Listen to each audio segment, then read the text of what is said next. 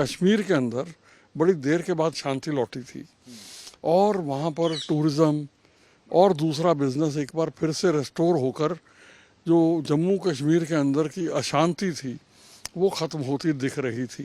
ये घटना के बाद फ़र्क पड़ेगा, जो कश्मीर के अंदर जो प्रॉस्पेरिटी और शांति जो आ रही थी उसमें एक बहुत बड़ा सेटबैक होगा। जिन ताकतों ने, जिन शक्तियों ने ये काम किया है या इसके पीछे होके करवाया है, मेरे ख्याल में उनसे बदला लेना बहुत ज़रूरी है। डिप्लोमेटिक रिलेशन तोड़ लेना, उनके साथ ट्रेड बंद कर देना, इंडोस वाटर ट्रीटी को सस्पेंड कर देना और वीज़ाज कैंसिल कर देने, अपने लोगों को वापस बुला लेना, इस तरह के जो स्टेप लिए गए हैं ये करेक्ट स्टेप्स हैं, बिल्कुल सही स्टेप्स हैं। हमें पूरी तरह से सतर्क रहना चाहिए। आने वाले दिन जो हैं ये कश्मीर के लिए, जैसे ये इंसिडेंट हो गई, पाकिस्तान वाले ये पंजाब के भी पीछे पड़ेंगे। जैसे मौका मिलेगा ये कुछ ना कुछ रिवाइव करने की कोशिश करेंगे और इस वक्त जो उनके पुराने सेल्स हैं उनकी एक्टिवेशन नज़र आ रही है, थोड़ी थोड़ी कोशिश हो रही है, तो बहुत सतर्क रहने की आवश्यकता है। ये हमेशा क्या होता है, बसों में भी उस तरह के इंसिडेंट पंजाब में भी हुए थे। बसों में से निकालकर सिर्फ हिंदुओं को मारा गया था। इसी किसी भी मिलिटेंट मूवमेंट के अंदर ये लोग जो हिंसा में विश्वास रखते हैं, इन लोगों की कोशिश होती है कि जो इनका टारगेट है उसको चुन के मारा जाए ताकि उनकी जो मूवमेंट है वो ज़्यादा ज़ोर पकड़े और उसके अंदर कुछ ग्रुप उनके साथ आ जाए। अगर कुछ विरोध में भी जाता है तो उसका कोई फ़र्क नहीं उनको पड़ता। तो ये एक बहुत ही खेदजनक और दुर्भाग्यशाली घटना है। और इन्होंने, देखिए, वहाँ पर आप किसी फोर्स पे अटैक कर दिए, चलो मान लेते हैं कि भैया आपको ये करते हैं, हर मिलिटेंट मूवमेंट में होता है, मगर कश्मीर के अंदर बड़ी देर के बाद शांति लौटी थी और वहाँ पर टूरिज़्म और दूसरा बिजनेस एक बार फिर से रेस्टोर होकर जो जम्मू कश्मीर के अंदर की अशांति थी वो ख़त्म होती दिख रही थी। वहाँ के जो लोकल लोग थे वो भी खुश थे और एक तरह से फिर से शांति और समृद्धि वापस आ रही थी। तो ऐसे टाइम पे जो विघटनकारी शक्तियाँ हैं, पाकिस्तान जिनके पीछे है, तो वो उनको ये सहन नहीं हो सकता कि कश्मीर शांति आ जाए, कश्मीर के अंदर फिर से व्यापार और समृद्धि वापस आनी शुरू हो जाए। कश्मीर, देखिए, टूरिज़्म पे बहुत बुरी तरह से ज़्यादा अधिक डिपेंडेंट है, तो वहाँ देखिए ये घटना के बाद फ़र्क पड़ेगा। जो कश्मीर के अंदर जो प्रॉस्पेरिटी और शांति जो आ रही थी उसमें एक बहुत बड़ा सेटबैक होगा। तो आप अगर जो मरने वाले हैं आप देखेंगे, भारत के प्रैक्टिकली हर प्रोविंस में से हैं, हर प्रांत में से हैं। अब वो बच्चों को लेकर छुट्टियां मनाने के लिए दूसरी सारी, उनके पास हिल स्टेशन और भी थे, मगर कश्मीर जो उन्होंने मिस कर रखा था इतने सालों से, अब इस बार कश्मीर के अंदर टूरिस्ट फुटफॉल बहुत था और कश्मीर के लोग भी इस बात से बड़े खुश थे कि बिजनेस अच्छा चल रहा है। अब जो हिंसा में मारे गए लोग, उनका तो एक ऐसा नुकसान हो गया जो जिसकी कोई भरपाई नहीं, मगर इवन जो कश्मीर का व्यापार और शांति जो एक अच्छे मुकाम पे पहुंच रही थी, उसको भी एक बहुत बड़ा सेटबैक है इस घटना से।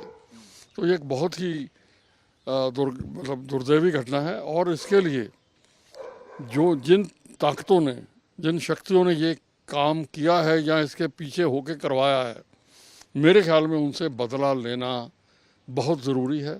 और जैसे पहले स्ट्राइक, सर्जिकल स्ट्राइक्स या और इस तरह का रिटेलिएटरी एक्शन हुआ है, उस तरह का एक्शन होना बहुत ज़रूरी है मेरे ख्याल में। मतलब उनको ये पता लगना चाहिए कि India is not a soft state.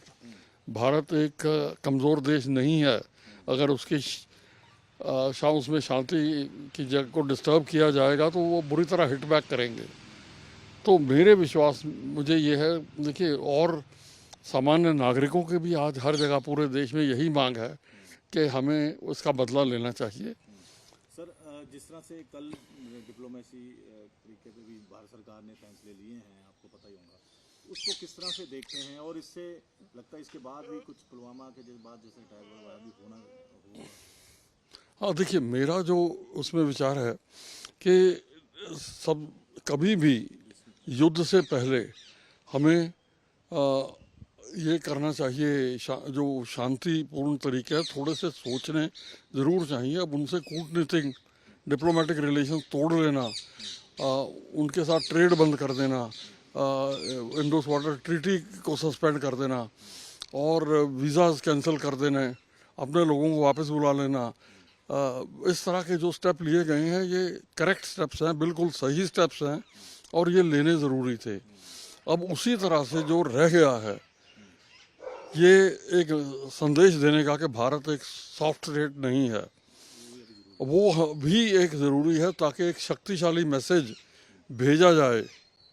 अच्छा, एक चीज़ जो इसके अंदर रह गई हाईलाइट होने से, वो था उस खच्चर वाले आदिल सैयद शाह का, उसी जिसके बारे में वहाँ के जो लोग थे जो मारे गए और लेडीज़ ने बताया कि उसने आगे होके एक के हाथ से राइफल पकड़ ली और कहा कि क्यों निर्दोष लोगों को मार रहे हो, और उस प्रोसेस में उसको भी मार दिया गया।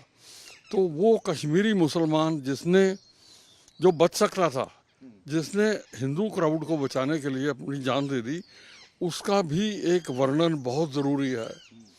उसी एक कश्मीरी मुसलमान अपनी जान दे गया ताकि देश के कुछ हिंदुओं को बचा सके, ये बहुत बड़ी बात है। आपको लगता नहीं कि जम्मू कश्मीर के जो रहने वाले हमारे इंडियन मुसलमान हैं वो अब हिंसा नहीं चाहते, कहीं ना कहीं से पाकिस्तान? देखिए बिल्कुल सही बात है। देखिए हिंदुस्तान में वायलेंट फेजेस आते रहे, मगर ये जो डाइवर्सिटी है, अलग अलग भाषाएं, अलग अलग जीवन शैलियाँ, उसी ये भारत की कमज़ोरी नहीं है, ये भारत की एक स्ट्रेंथ है।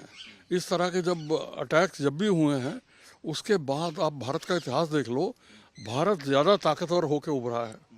उसी डॉक्टर मोहम्मद इकबाल, उन्होंने एक बार क्या कहा था, उन्होंने कहा था कि यूनानो, बड़ी बड़ी सभ्यताएं जो थीं इस दुनिया के नक्शे से मिट गईं, यूनानो, मिस्र, रोमा सब मिट गए जहाँ से, लेकिन अभी है बाकी नामो निशान हमारा।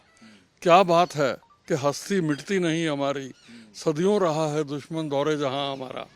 उसी भारत के दुश्मन पहले भी रहे हैं, आज पाकिस्तान है, पहले कोई और थे, मगर कभी भी भारत को कमज़ोर करने की कोशिशें इतिहास में हुई मगर कोई सफल नहीं हो पाई। सरकार जिस तरह से है अपनी, वो आपको लगता नहीं अब स्ट्रॉन्ग एक्शन होगा? देखिए जैसे सर्जिकल स्ट्राइक फ्री हो सकती है? देखिए होगी, मुझे विश्वास है कि सरकार इस तरह से काम करेगी, ये सॉफ्ट स्टेट का मैसेज कभी नहीं जाने देंगे। देखिए होम गृह मंत्री उसी समय वहाँ रश कर गए, प्रधानमंत्री सऊदी अरेबिया के टूर पे थे, वो वहाँ से बंद करके आ गए। तो मेरा क्या मतलब है कि जो जिस तरह की तैयारी चाहिए, प्रधानमंत्री हो या गृह मंत्री, वो उस लाइन पे चल रहे हैं और मेरा अपना ख्याल है कि हमें उनको थोड़ा समय देना चाहिए, वो उस तरह का उत्तर देंगे जो पाकिस्तान डिज़र्व करता है। सर इसके बाद आप पूछें तो ये जम्मू कश्मीर साथ लगता है पंजाब के भी, पंजाब सरकार ने भी ड्रग्स के खिलाफ काफ़ी चला हुआ है जी। लगता नहीं है कि आप तो रहे हैं डीजी, तो लगता नहीं है कि पंजाब भी थोड़ा सा टारगेट है उनके? नहीं, देखिए पंजाब हमेशा पाकिस्तान के एजेंडे पर रहा है और उस वक़्त पुरानी बात है जब हम लोग मिलिटेंसी में लड़ रहे थे तो उस वक़्त भी इन्होंने K2 मूवमेंट चलाई थी, खालिस्तान कश्मीर मूवमेंट, पाकिस्तान बैक बड़ी तगड़े तरीके से कर रहा था, तो उसमें भी हम लोगों को काफ़ी चैलेंज आया था। तो देखिए इस वक्त ज़रूरी क्या है, देश के अंदर शांति, देश के अंदर आपस में भाईचारा, सभी कम्युनिटी का। देखिए आज आप देखेंगे कि इवन इंडिया के जो मुसलमान हैं उन्होंने बड़े स्ट्रॉन्ग वर्ड्स में इस चीज़ को कंडेम किया है और मतलब मेरा अपना ख्याल है कि वो सब के सब जो हैं किसी भी धर्म के हों वो सरकार के साथ खड़े हैं इस मुद्दे पे। उसी डॉक्टर मोहम्मद इकबाल ने एक बार हमारे लिए ज़रूरी है, नहीं तो हमें नुकसान होगा। डॉक्टर इकबाल बहुत अच्छा लिखते थे उन्होंने एक जगह लिखा है कि वतन की फिक्र कर नादां, मुसीबत आने वाली है। उसे उन्होंने आगाह किया था कि खतरे हैं रास्ते में। वतन की फिक्र कर नादां, मुसीबत आने वाली है, तेरी बर्बादियों के मशवरे हैं आसमानों में, न समझोगे तो मिट जाओगे या हिंदुस्तान वालों, तुम्हारी दास्तान तक भी न होगी दास्तानों में।